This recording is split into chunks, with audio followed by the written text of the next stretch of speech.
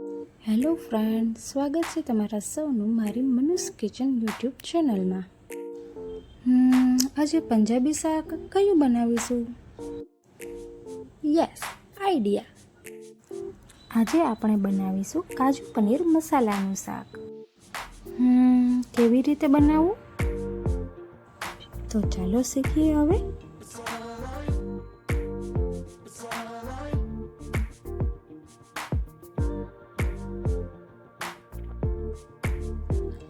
એની માટે સામગ્રીમાં તેલ, એક નાની સમારેલી ડુંગળી, 1 થી 2 નાના ટામેટાના પીસ, આદુ લસણની પેસ્ટ, 2 થી 3 તીખી મિરચી તેમજ કાજુ અને ડુંગળીની મિક્સ પેસ્ટ તેમજ વઘાર માટે 2 સૂકા લાલ મરચાં, 2 લવિંગ, 1 નાની ઇલાયચી, 1 નાનો ટુકડો તજ અને 2 ચમચી જીરું લેવું તેમજ ગરમ મસાલો અને હિંગ લેવી.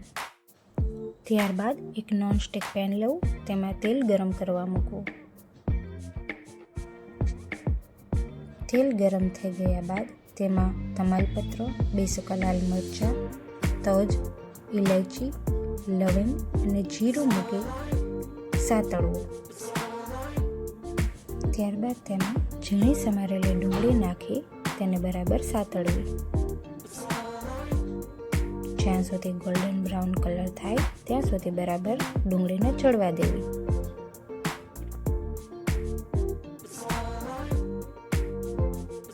ત્યારબાદ તેમાં આદુ લસણની પેસ્ટ ઉમેરવી. ત્યારબાદ તેમાં ઝીણા સમારેલા મરચાં ઉમેરવા.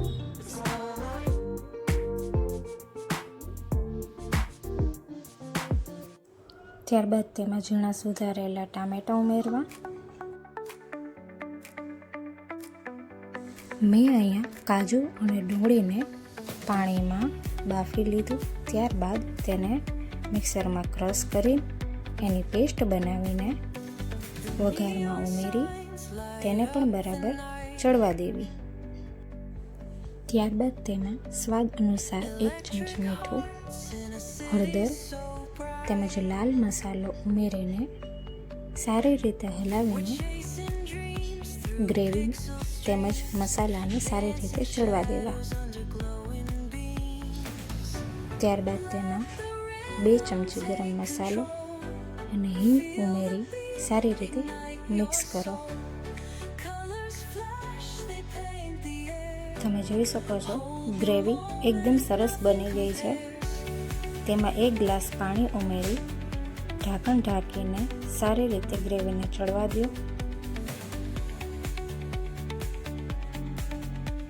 5-7 મિનિટ થઈ ગયા બાદ ઢાંકણ ખોલીને જોવું. તમે જોઈ શકો છો ગ્રેવી એકદમ સરસ બની ગઈ છે.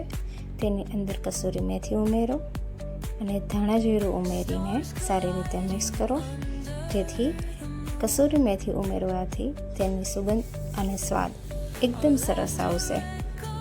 આ ગ્રેવી બનીને તૈયાર થઈ ગઈ છે.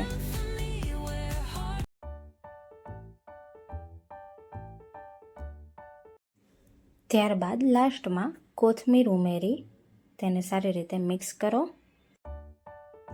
મેં અહીંયા પનીરના પીસ અને કાજુના પીસને ઘીમાં ફ્રાય કરીને પહેલેથી રાખ્યા હતા. તે હવે ગ્રેવીમાં એડ કરીશું. મેં અહીંયા લગભગ 100 ગ્રામ પનીર લીધું છે. તમે તમારી ગણતરી મુજબ ઘરમાં જેટલા મેમ્બર હોય એ રીતે તમે માપતાલ કરીને આ શાક બનાવી શકો છો. બધી વસ્તુ એડ થઈ ગયા બાદ ઢાંકણ ઢાંકી ફરી 5-7 મિનિટ સુધી ધીમી આંચે ચડવા દો. 5-7 મિનિટ થઈ ગયા બાદ ઢાંકણ ખોલી તેમાં 1 ચમચી ઘી ઉમેરો, જેથી ગરમ મસાલાનું બેલેન્સ શાકમાં બરાબર જળવાઈ રહે અને મિક્સ કરો. હવે આપણું કાજુ પનીર મસાલા શાક બનીને એકદમ રેડી થઈ ગયું છે. હવે આ શાકને એક સર્વિંગ બાઉલમાં કાઢી લો.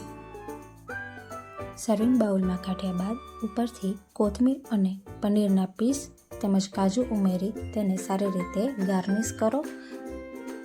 તો આ સાથે આપણું કાજુ પનીર મસાલા પંજાબી શાક યમ્મી એકદમ રેડી છે.